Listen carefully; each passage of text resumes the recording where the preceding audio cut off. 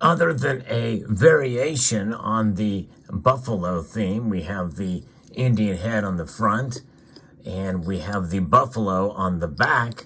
And these are very similar pieces. One is obviously a different metal. This is a 1 ounce 3/9 fine copper, a little different manufacturer. And then we have the 1 ounce 3/9 fine silver. These rounds, for all intents and purposes, are the same, except for their weight. And we're going to talk about the reason why in this video as we explore.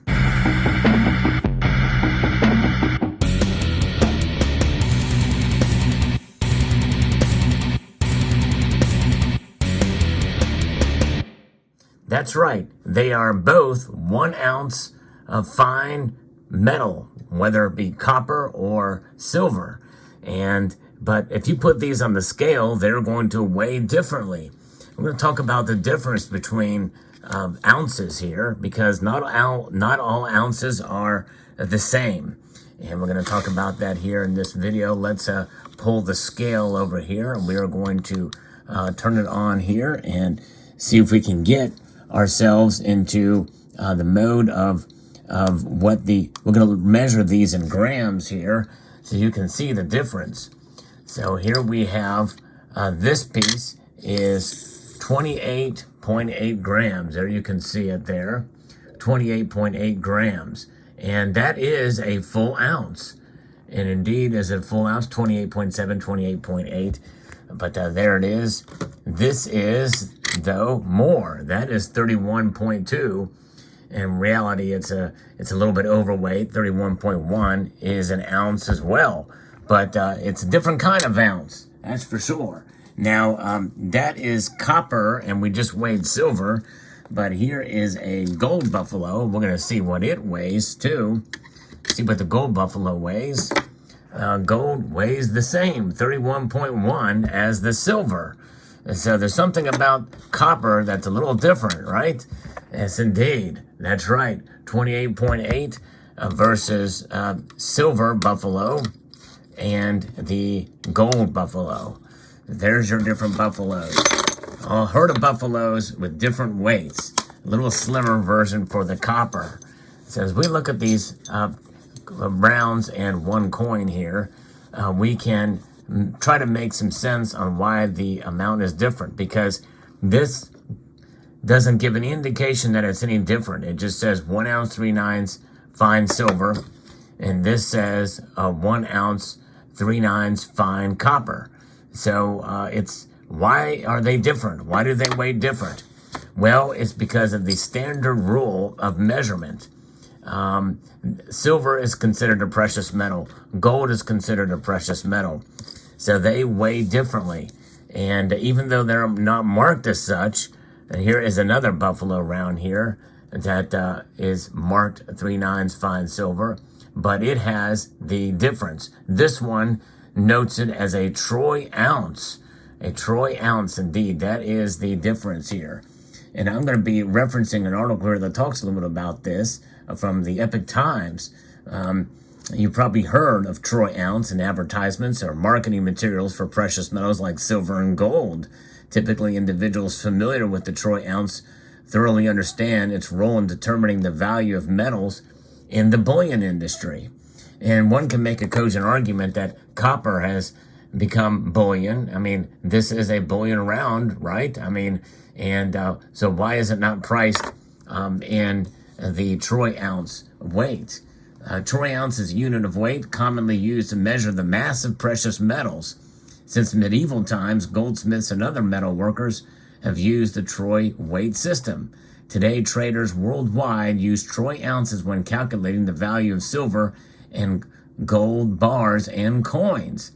Silver and gold bars and coins, the abbreviation of which would be OZ and then T. So all of this silver, whether it is marked or not, this is marked troy ounce. This one, and this is a more of a vintage style round, just as this one is from 1986, although it is not, well, it is marked troy ounce there. And they used to mark them more as troy ounce, but you don't see it too much today. This is an older round, and it's marked 1 ounce, 3/9 fine silver, and not marked troy ounce. So it just depends on the kind of silver it is. As we stack this up, silver, remarkable metal, and then we have a stack of copper here too, which will weigh much less because it is indeed weighed in what is known as avodoporous ounces, and I'll get to that here in a moment. Due to their high value, precious metals are often bought and sold in large quantities and need a specialized measurement scale. Investors tend to use troy ounces over regular ounces because the former offers more precision than the latter. And that's right, the troy ounce is the only measurement unit used by the troy weight system. And this is the standard at sovereign and private mints because it ensures consistency and purity in weight. In addition to weighing precious metals, historically manufacturers used troy ounces to weigh gunpowder and pharmaceuticals. So yes, indeed, that is the case here. But of course, with today's ability to provide the same standard for these copper rounds, they don't. They use what is known as avodoporous ounce. That's a generic ounce, generally abbreviated as just OZ, an American measurement of weight and mass. Imperial system measurements use 28.3495 grams, or 1/16th of a pound, or 437 grains.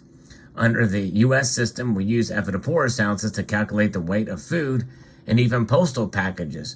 Fluid ounces measure the volume of liquids and drinks. So when we put them up against each other, we know that there is a difference in the weight. Many people tend to conflate the two terms. It's important to note that troy ounce differs from the units of measurements used in households, and you can't measure flour or milk in troy ounces. Liquids and drinks served in bottles and cans aren't measured by troy ounces. Troy ounces and avodoporous ounces measure different classes of items. Avodoporous ounces measure everyday household items and goods such as liquid foods and cooking ingredients. Troy ounces measure silver and gold coins. Troy ounces are definitely heavier. And we've mentioned that troy ounce weighs more than a standard ounce, as we've demonstrated here. Its technical weight is 31.103 grams, or 480 grains, making it about 10% heavier than 1 troy ounce. 1 troy ounce, by the way, equals 1.097 avodoporous ounces. And an avodoporous ounce is, as we said, 28.349 grams. And the weight difference may seem minor on the surface, but the difference is especially noteworthy when a silver bar is sold or purchased in larger quantities. They're measured differently. And so another distinction between troy ounces and ounces is how they are measured. And 1 ounce is equivalent to 1.16 pounds. Since a troy ounce is heavier than a traditional ounce, you would assume that the same holds for pounds. But the truth is that the troy pounds are lighter than standard pounds. That's an interesting aspect. A troy pound is 12 ounces, while 16 ounces equals a pound in the imperial system. So that is kind of interesting. I didn't realize that either. But the name Troy originated from a famous town in France called Troyes, and a subscriber pointed that out in a video the other day. We talked about that. And the Troyes were at the center of e-commerce during the 1200s. Bronze bars were commonly sold in the town. A pound was composed of 31.1 grams divided into 12 equal parts. Some believe that the term Troy comes from the French name Sœur des Hôtels des Monnaies, or the Treasury of the Hotel of the Monnaie, the name of the French coin factory that established this system of measurement in its formation in Troyes, France. The troy, a weighing system, began to spread throughout Europe as trade grew.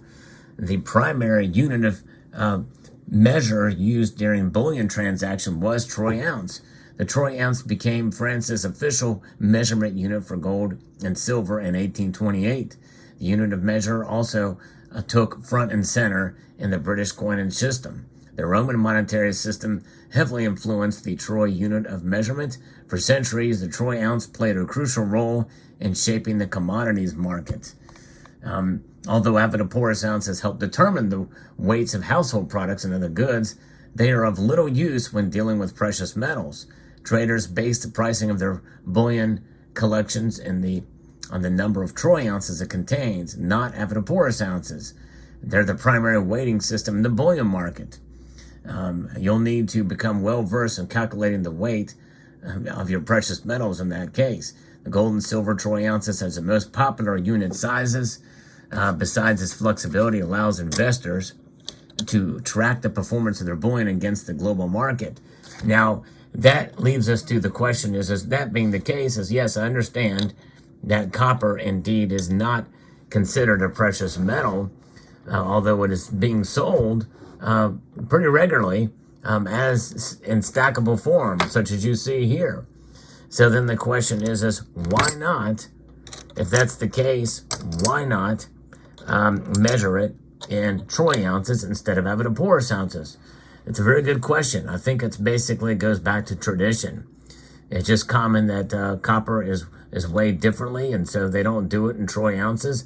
I've never seen a copper piece weighed in troy ounces, whereas it is not uncommon at all to see the silver pieces in troy ounces.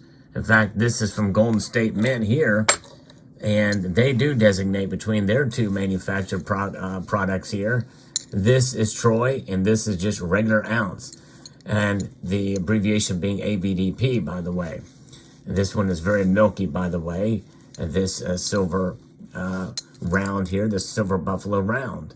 And so that is the reason, and very interesting and fascinating indeed that you can see here that both of these pieces weigh different.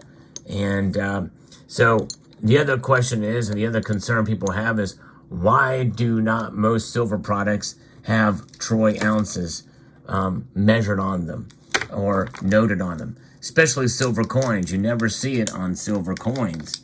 Here's an example of a silver coin from Australia that does not have the type of ounce that it is. Always remember, whether it's marked on the piece or not, an ounce of silver is always measured in the troy scale. It's no matter whether it's marked or not. And here's a little bonus fact for you. This is has its weight in correct manner. It is 3/9 silver. That is really the way to do it. But there's a lot of bullion company or bullion products that are measured in with the purity as well as putting the fineness on there. Although they are somewhat redundant here. This is 999 fine silver, but the very fact that it is silver means that the very fact that it is fine silver means that it is indeed 3/9 fine. In fact, if you look at any silver eagle, which I don't have, well, here's a silver eagle here. The silver eagle says 1 ounce fine silver, but does not have the purity on it. Fine silver, by definition, is indeed 3/9 fine. It is the purest, or one of the purest. 4/9 and 5/9 are more pure. Anything that's 4/9 typically they do put that on there. And here, for this round, the Salivate Metal round, I actually did put the word troy in there for 2 troy ounces, but I did not put the purity in there. So when it says 2 troy ounces of fine silver, technically I probably didn't even need to put the word troy in there because it is silver, it is always measured in troy ounces. But I did not put the numbers there because I did not want to have numbers inscribed on the outside. 2 is written out there, as you can see, in letter form. And for space, I knew it was redundant, so I thought I would just use the word fine, because fine by definition means 3/9 fine. So I hope that clears that up as well. But there it is, fascinating indeed. So I hope you found some education. I hope you found this video educational. I would like to extend a multitude of gratitude to all of you for taking the time to watch this video. and to encourage you to please rate, share, comment, and subscribe.